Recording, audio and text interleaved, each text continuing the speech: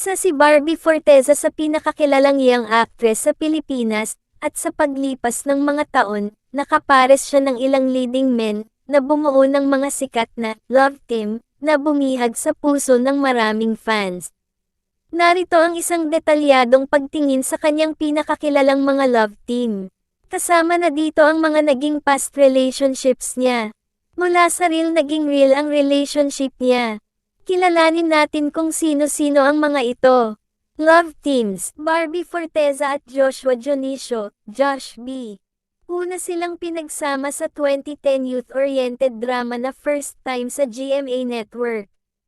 Agad napansin ang kanilang chemistry, kaya't naging paborito sila ng mga manunood. Mga kilalang proyekto, First Time, 2010, isang coming-of-age story kung saan ginampanan ni Barbie si Cindy at ni Joshua si Lucas, na nagmula sa pagiging magkaibigan hanggang sa unti-unting nagkaroon ng mas malalim na damdamin para sa isa't isa. Pilyang Kerubin, 2010, isang fantaserye kung saan si Barbie ay si Angelica, at si Joshua naman ay isang cherub na tumutulong sa kanya. Twin Hearts, 2010 hanggang 2011, isa sa kanilang pinakasikat na proyekto na nakatuon sa buhay at pag-ibig ng mga kabataan. Ginampanan nila ang mga papel na Bambi at Josh. Ang love team na Josh B. ay naging sobrang popular sa mga kabataan, na nagbunga ng isang matibay na fanbase. Gayunpaman, kalaunan ay naghiwalay rin ang kanilang tambalan habang tinahak nila ang iba't ibang proyekto. Barbie Forteza at Derek Monasterio, Derby. Matapos ang tambalan ni Barbie kay Joshua Dionisio, ipinareha siya kay Derek Monasterio. Sila ay ipinakilala bilang love team sa iba't ibang palabas ng GMA Network at agad napansin ang kanilang magandang chemistry. Mga kilalang proyekto, Paroa, Ang Kwento ni Mariposa, 2012 hanggang 2013, isang fantaserye kung saan ginampanan ni Barbie si Mariposa, isang dalaga na may pakpak ng paro-paro, at si Derek ay si Kit, ang kanyang love interest. The Half-Sisters, 2014 hanggang 2016, isa sa mga pinakamatagal na tumakbong afternoon drama sa GMA Network, kung saan sila ay sina Diana at Baste. Ang kanilang love story ay isa sa mga pangunahing kwento sa serye.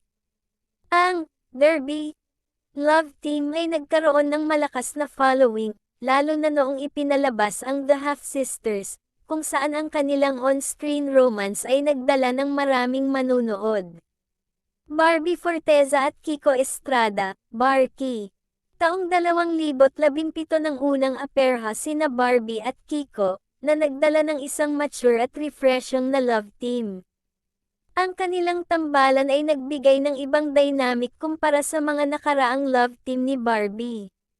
Mga kilalang proyekto, Meant to Be, 2017, isang romantic comedy series kung saan ginampanan ni Barbie si Billy Bendiola, isang dalaga na nahulog sa isang love quadrangle kasama ang 4 na lalaki, kabilang si Kiko bilang si Ethan Spencer Hughes. Bagamat marami ang love interests ni Barbie sa serye, ang chemistry nila ni Kiko ang talagang tumatak sa mga manunood. Ang Barky love team ay naging popular dahil sa malinaw na chemistry ni na Barbie at Kiko. Ang kanilang tambalan ay tinanggap ng mabuti ng mga fans at kritiko, na nag-ambag sa tagumpay ng Meant to Be. Barbie Forteza at Jack Roberto, Jack B. Ang Jack B. love team ay kakaiba dahil ito ay umaabot sa labas ng screen, sila ay isang real-life couple. Ang kanilang chemistry ay natural at walang pilit, kaya't isa sila sa mga paboritong pares sa industriya. Mga kilalang proyekto, Meant to Be, 2017, ginampanan ni Jack si Andoy, isa sa mga lalaking nagkakagusto kay Billy. Bagamat hindi si Jack ang napiling partner ni Billy sa serye, hindi may kakaila ang kanilang chemistry. Karamia, 2019, isang fantaserye kung saan ginampanan ni Barbie ang dual role ni Nakara at Mia, at si Jack naman ay si Bonnie, ang lalaking umiibig kay Kara. Dahil sila ay magkasintahan sa totoong buhay, ang Jackby Love Team ay may malakas at tapat na fan base. Mahal ng mga fans ang kanilang off-screen relationship kasabay ng kanilang on-screen pairings. Barbie Forteza at David Licauco, Barda. Ang Barda Love Team ay naging sorpresa dahil sa kanilang hindi matatawarang chemistry sa historical drama na Maria Clara at Ibarra. Isa ito sa mga pinaka-pinag-uusapang tambalan kamakailan. Mga kilalang proyekto: Maria Clara at Ibarra, 2022 hanggang 2023, ginampanan ni Barbie si Clay, isang modern-day nursing student na na-transport sa mundo ng Noli Me Tangere, habang si David naman ay si Fidel, isang karakter na inspirasyon mula sa mga nobela ni Rizal. Ang kanilang mabagal na pag-usbong ng romansa ay nagpakilig sa mga manunood, kaya't sila ay naging isang unexpected ngunit minahal na tambalan. Ang Barda Love Team ay nagdala ng malaking kasikatan kay Barbie at David. Ang tagumpay ng kanilang tambalan sa Maria Clara at Ibarra ay nagdulot ng pagsikat ng kanilang mga karera, at inaabangan ng mga fans ang kanilang mga susunod na proyekto. Maging sino ka man at pulang araw ang sumunod na proyekto ng dalawa nagpapatunay ang matinding chemistry ng dalawa. Barbie Forteza at Paul Salas. Sina Barbie at Paul ay matagal nang magkaibigan bago pa man sila naging love team. Ang kanilang pagiging komportable sa isa't isa ay nagpakita ng natural na chemistry sa screen. Mga kilalang proyekto: Minsan Lang Kita Iibigin, 2011, isang youth-oriented TV show kung saan naramdaman ng mga karakter ni na Barbie at Paul ang mga unang kilig ng pag-ibig. Bagamat hindi kasing sikat ng iba ang kanilang love team, mayroon itong tamis at nostalhikong appeal, lalo na sa mga fans na lumaki kasama sila.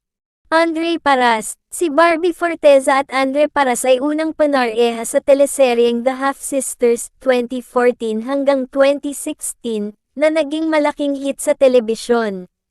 Dahil sa kanilang on-screen chemistry, tinawag sila ng fans bilang Bardray. Sa palabas, ginampanan ni Barbie ang karakter ni Diana Alcantara, habang si Andre naman ay si Benji, ang kanyang matalik na kaibigan na kalaunan ay nahulog ang loob sa kanya. Ang relasyon ng kanilang mga karakter ay puno ng saya at mga emosyonal na eksena, dahilan kung bakit malapit sa puso ng mga manunood ang kanilang love team. Bagamat hindi nagtagal ang tambalan nila at pareho nang may kanya-kanyang proyekto pagkatapos ng The Half Sisters, nanatiling iconic ang Bardray para sa mga tagahanga. Ken Chan. Si Barbie Forteza at Ken Chan ay isa sa mga pinakakilalang love teams ng GMA Network, lalo na nang magtambal sila sa seryeng Meant to Be, 2017. Dito nagsimula ang kanilang tambalan, kung saan marami ang natuwa sa chemistry nila. Sa serye, si Ken ay gumanap bilang si Yuan, isa sa 4 na lalaki na nahulog sa karakter ni Barbie na si Billy. Ang tambalang, Ken B, ay hindi inaasahan pero naging patok sa mga manunood. Matapos ang Meant to Be, muling nagsama si Barbie at Ken sa ilang mga proyekto, tulad ng My Special Tatay, 2018, kung saan si Ken Chan naman ang bida at si Barbie ay naging bahagi ng kanyang kwento bilang kanyang kaibigan at eventual love interest. Malalim at emosyonal ang karakter ni Ken sa My Special Tatay, bilang si Boyet, isang lalaki na may intellectual disability, at si Barbie bilang si Carol, ang babaeng nagmahal sa kanya sa kabila ng mga pagsubok. Ang serye ay nagpakita ng galing nila sa drama at nagpatibay ng kanilang tambalan, na muling minahal ng mga manonood. Ang Ken B Love Team ay kilala hindi lang sa kilig, kundi pati na rin sa malalim at heartwarming na mga eksena. Naging matunog ang tambalan nila, at hanggang ngayon, marami pa rin ang humahanga sa kanilang chemistry. Si Barbie Forteza ay isa sa mga kilalang personalidad sa Philippine showbiz, kaya't maraming tao ang interesado sa kanyang personal na buhay, lalo na sa kanyang mga naging relasyon. Narito ang ilang detalye tungkol sa kanyang mga naging past relationships. Joshua Dionisio. Si Joshua Dionisio ang unang naging ka-love team ni Barbie Forteza sa mga palabas tulad ng First Time, Tilyang Kerubin, at Twin Hearts. Dahil sa kanilang malakas na chemistry sa screen, marami ang nag-akala na nagkaroon sila ng relasyon sa totoong buhay. Bagamat walang kumpirmasyon na naging magkasintahan sila, hindi may kakaila na naging malapit sila sa isa't isa. Sa panahong iyon, bata pa si Barbie at Joshua, kaya't posibleng hindi pa seryoso ang kanilang relasyon, kung meron man. Nang maghiwalay sila bilang love team, unti-unti ring nawalan ng balita tungkol sa kanilang personal na ugnayan. Kiko Estrada. Matapos ang mga unang love team ni Barbie, napareha siya kay Kiko Estrada sa Meant to Be noong 2017. Ang kanilang tambalan ay nagpakita ng mas mature na tema, kaya't marami ang natuwa sa kanilang chemistry. Sinasabing nagkaroon ng totoong relasyon sina Barbie at Kiko pagkatapos nilang magtambal sa Meant to Be. Naging mas bukas sila sa kanilang relasyon sa publiko, at madalas silang makita na magkasama sa mga events at social media posts. Ngunit tulad ng maraming relasyon sa showbiz, hindi rin ito nagtagal. Naging kontrobersyal ang kanilang paghihiwalay dahil sa isyu ng third party, bagamat hindi ito direktang kinumpirma ng magkabilang panig. TJ Marquez. Bago pa si Kiko Estrada, naging karelasyon din ni Barbie si TJ Marquez. Naging magka-love team sila sa mga shows ng GMA Network, at naging malapit sila sa isa't isa. Subalit, hindi rin nagtagal ang kanilang relasyon. Jack Roberto. Si Jack Roberto ang kasalukuyang boyfriend ni Barbie Forteza. Naging close sila matapos magtambal sa Meant to Be, kung saan si Jack ay isa sa mga leading men ni Barbie. Ang kanilang relasyon ay nagsimula noong 2017 at naging seryoso.